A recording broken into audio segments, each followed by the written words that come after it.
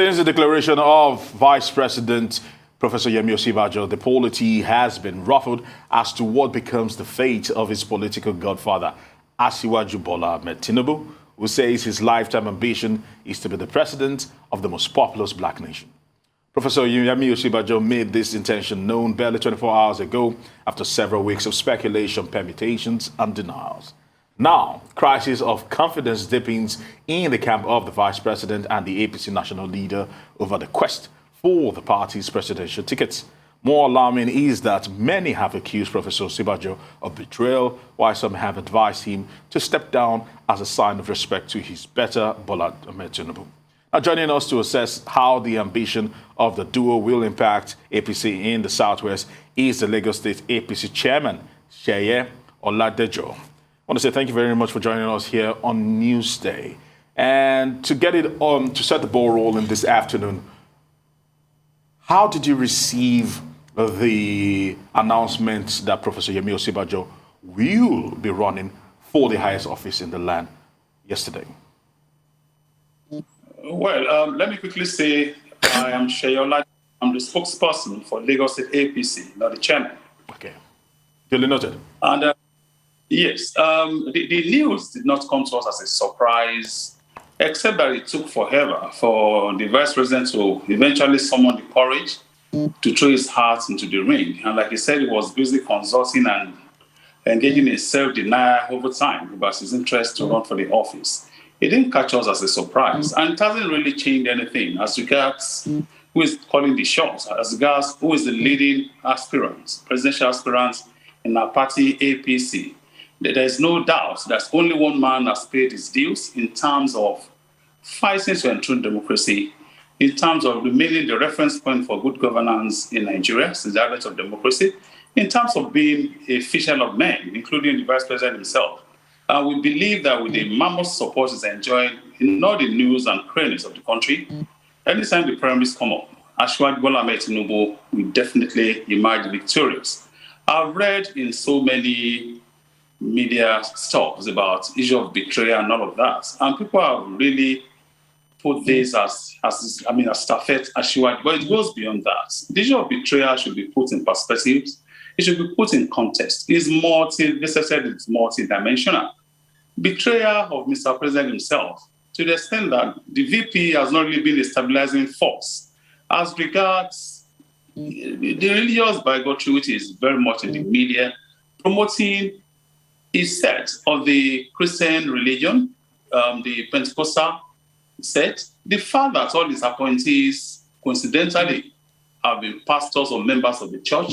The fact that he has also betrayed the Constitution of Nigeria, which in context and dictates promotes secularity, and the fact that he has even, he has not been able to contribute anything meaningful to the growth and development of APC as a party. So the betrayal is multifaceted, and I guess it's not really a big surprise that this coincided with the Holy Week, the Week of Passion, when historically the first betrayal took place.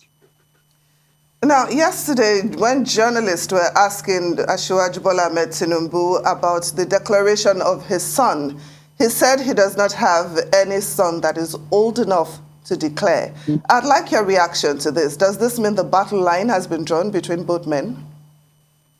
Well, Asiwaju put it succinctly. You don't challenge your father to a battle in the marketplace. Politics or no politics, I think there should be some sense of decorum, some morality, even in the political battle.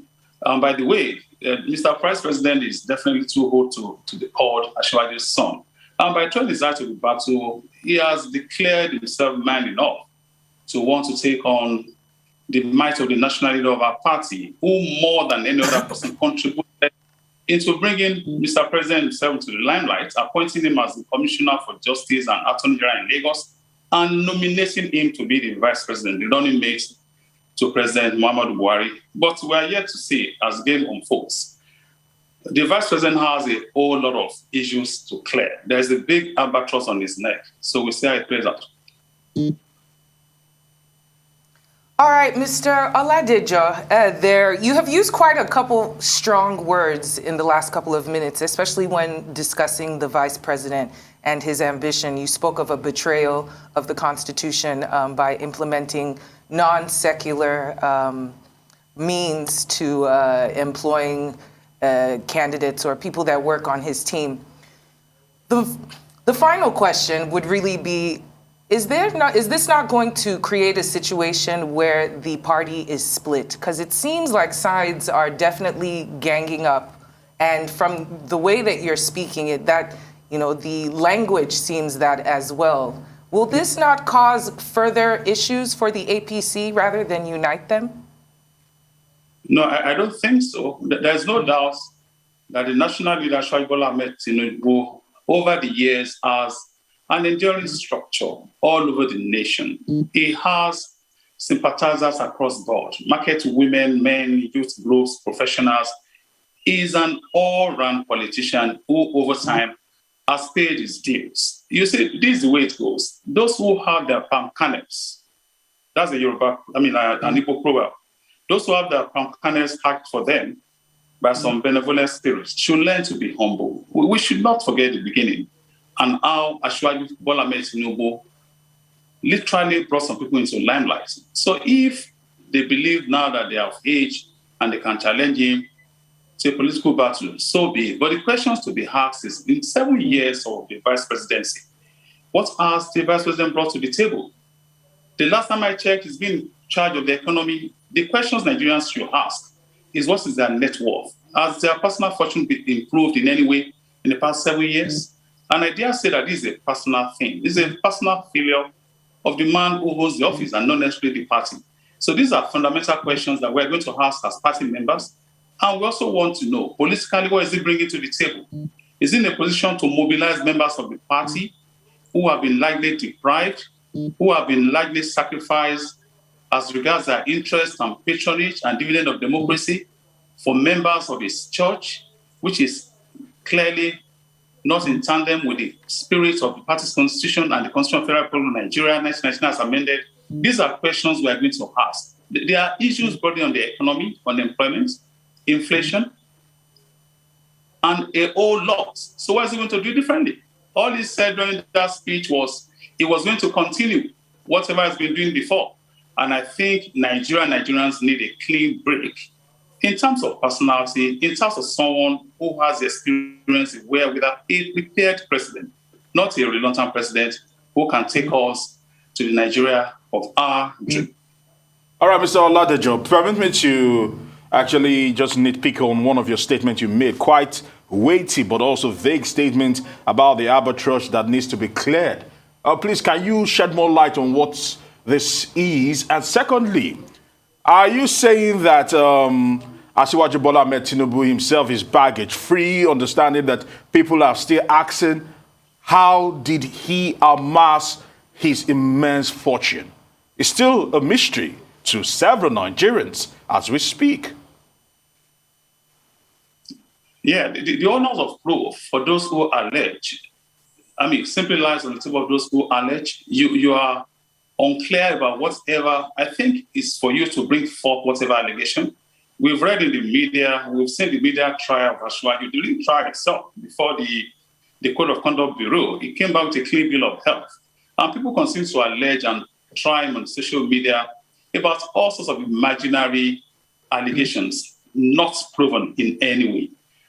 If Mr. President is coming to contest, I wonder how he's going to divorce himself about all the fundamental issues we have in the country now, especially for someone who has been in charge of the country's economy in the past 7 years. What has improved?